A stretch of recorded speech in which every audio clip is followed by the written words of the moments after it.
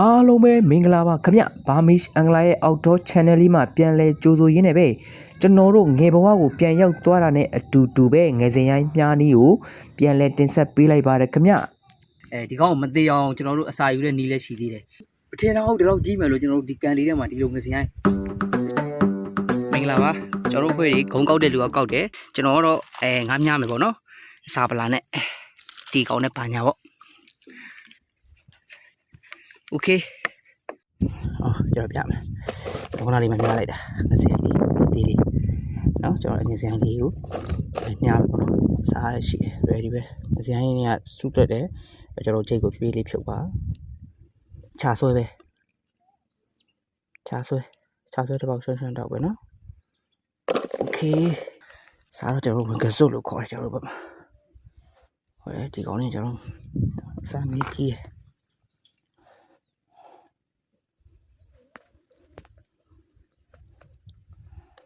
Okay. Sinsihan niya may. So, dito tayo. Okay. Let's go. 3. Ano ni? Sali sa dito na 3 dito ano niya. Yan ko mare. Okay, kung nariaro. Maso.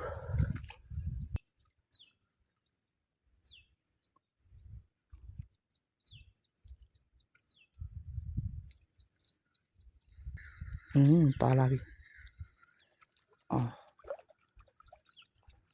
Oh shit. Oh. Siang game so. Nere ji miya ne bo yo. ငစင်ရိုင်းရဲ့မြည်ဒီပေါ့နော်သူ့ရဲ့အဆူးလေးတွေကအစိတ်အရန်ရှိပါတယ်ခင်ဗျအစိတ်ကကျွန်တော်တို့ကြာလားဆိုတော့အစိတ်ကမကြာပါဘူးခင်ဗျကျွန်တော်တို့ငငယ်တုန်းကဆိုလို့ရှိရ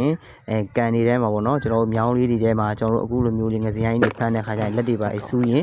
တော်တော်နဲ့အစိတ်ကမပြောက်ဘူးပေါ့နော်ချက်ချင်းမပြောက်နိုင်ဘူးပေါ့အဲ့ဒါကိုကျွန်တော်တို့သေးနဲ့ပန်းရတဲ့သေးနဲ့ပန်းမှသာလျှင်သူကပျောက်တယ်ဆိုတော့စကပုံလဲကြားဘူးတယ်ပေါ့နော်ဒါတော့ကျွန်တော်ငစင်ရိုင်းကိုဖော်လေးနဲ့မြားချင်းဖြစ်ပါတယ်ချားတော့ပဲ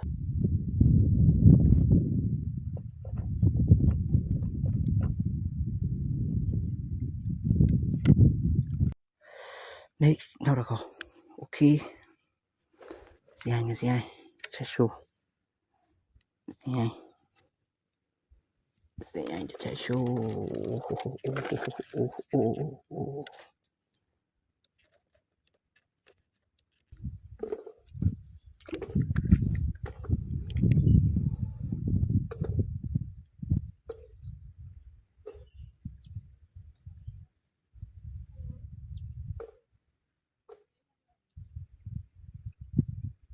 ကျွန်တော်တို့ငငယ်တုန်းကဆိုရင်ပေါ့နော်အခုလိုမျိုးမြောင်းလေးတွေထဲမှာဖော်လေးနဲ့စာလေးတက်တီကောင်လေးချိတ်ပြီးတော့အခုလိုငစင်ရိုင်းလေးတွေငပြင်းမာလေးတွေမြားကြတယ်ပေါ့နော်ကျွန်တော်တို့ဒါကဖော်လေးနဲ့မြားရတဲ့ feeling လေးကလည်းအများကောင်းပါတယ်ကျွန်တော်တို့ဒါကတော့အစာကောက်လို့လည်းခေါ်တယ်တနည်းအားဖြင့်ထိုက်လျောက်လို့လည်းခေါ်ကြပါတယ်ခင်ဗျ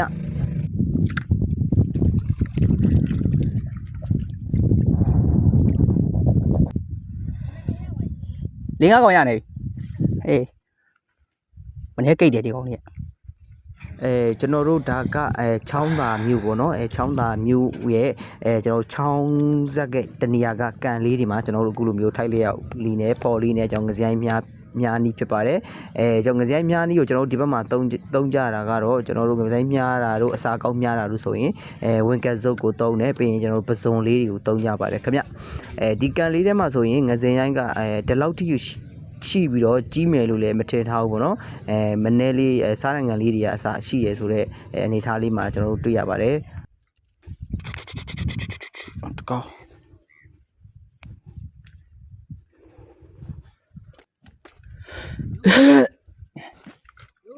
နိုင်တယ်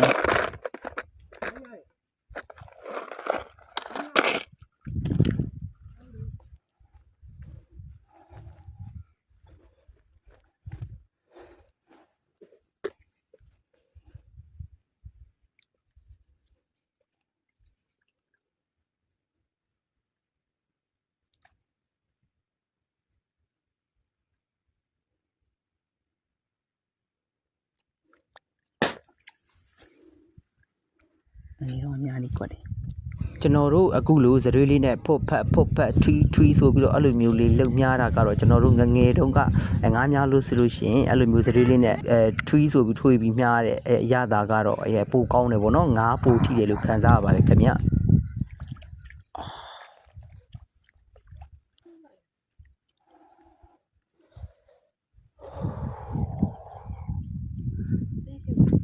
လက်စုံမယ်နော်ဟုတ်တယ်လား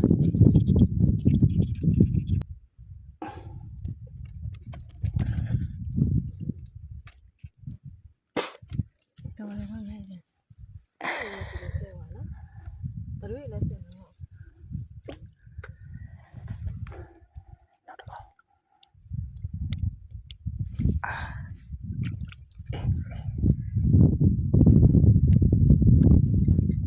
ဘာညာနေတာ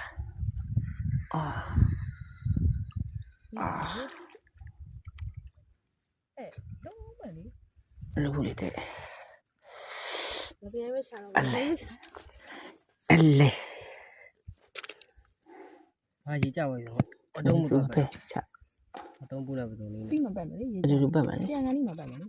ဂုံးတွေကောက်မယ်မရွတ်တွေကောက်မယ်ဆိုတော့ကျွန်တော်တို့ရဲ့နဲ့အတူတူလာတဲ့အဖွဲ့သားတွေကလည်းကျွန်တော်ငားများတာကိုအရင်သဘောကျပြီးတော့သူတို့မရှာတော့ဘူးတဲ့ငစရိုင်းမဲမြားမယ်ဆိုပြီးတော့ပြောပါသေးတယ်ခင်ဗျ ကြတော့မတောက်ချပါဒါဆို7 နာရီကျော်ရင်ကြာပြီလေ4 နာရီရှိပြီရေစစ်ပြီလေ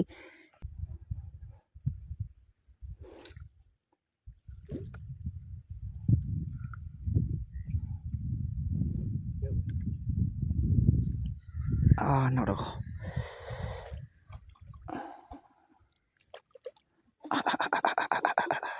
နေထား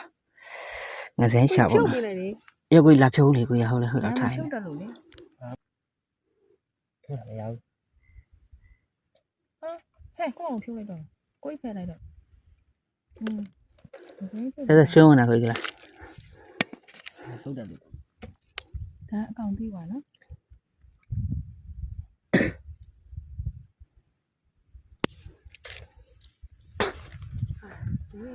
โอเคမင်္ဂလာပါ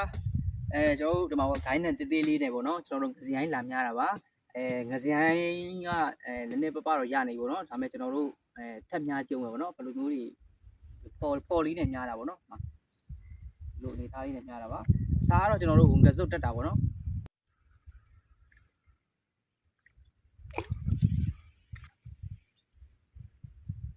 ကျွန်တော်တို့ငစင်ရိုင်းတို့မြည်ဒီမှာရေချိုမှာလည်းရှိတယ်လို့ရေငန်မှာလည်းရှိပါတယ်ခင်ဗျကျွန်တော်တို့ဒါကငစင်ရိုင်းလို့လည်းခေါ်တယ်လို့ငတန်ကျိတ်လို့လည်းခေါ်ကြပါတယ်ခင်ဗျကျွန်တော်တို့အခုငစင်ရိုင်းလေးတွေက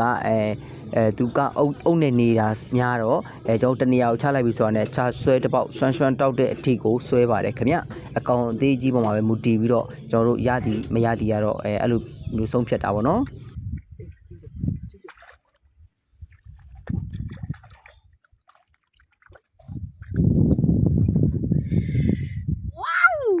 အထင်တော့ဟုတ်တယ်တော့ကြီးမယ်လို့ကျွန်တော်တို့ဒီကန်လေးထဲမှာဒီလိုငစရိုင်းတစ်ချက်ဒီခက်ပြတယ်မာချရှိုးအနေထားကိုရှိုးမထင်တာဘူးမထင်တာတာမဂိုင်းနဲ့အနေထားကိုရှိုးလို့ဝေါโอเคကျွန်တော်တို့အိမ်ရောက်မှာပဲငါကဘယ်လောက်ရတယ်ဆိုတော့ပြမယ်နော်လောဆယ်ကတော့ဒီမှာအစာလေးပြမယ်ကျွန်တော်တို့အစာကောက်များတာချောင်းဘက်မှာကျွန်တော်တို့ဒီလိုဝင်ကဆိုလေးနဲ့ဆောကြပါဝင်ကဆိုလေးတော့ အထဲမှာအကောင်လေးရှိတယ်ဒီကောင်ကအကောင်လေးကိုကျွန်တော်တို့ဒီကောင်ကိုခွဲပြီးတော့ဒီကောင်ကဒီကောင်ကိုမသေးအောင်ကျွန်တော်တို့အစာယူတဲ့နီးလေးရှိသေးတယ်ခေါင်းပိုင်းလေးကိုချွေပြီးတော့ဒီကောင်ကိုလွှတ်ပစ်ပေးလိုက်အဲ့ဒါဆိုရင် तू ကတွန့်သူခန္ဓာကိုယ်ပြန်ပေါက်ပြီးတော့တခြားဒီလိုအခွန်နဲ့ကိုပြန်ဝင်တာပေါ့နော်ဒီကောင်လေးရဲ့သဘာဝအဲ့လိုဖြစ်ရှိပါတယ်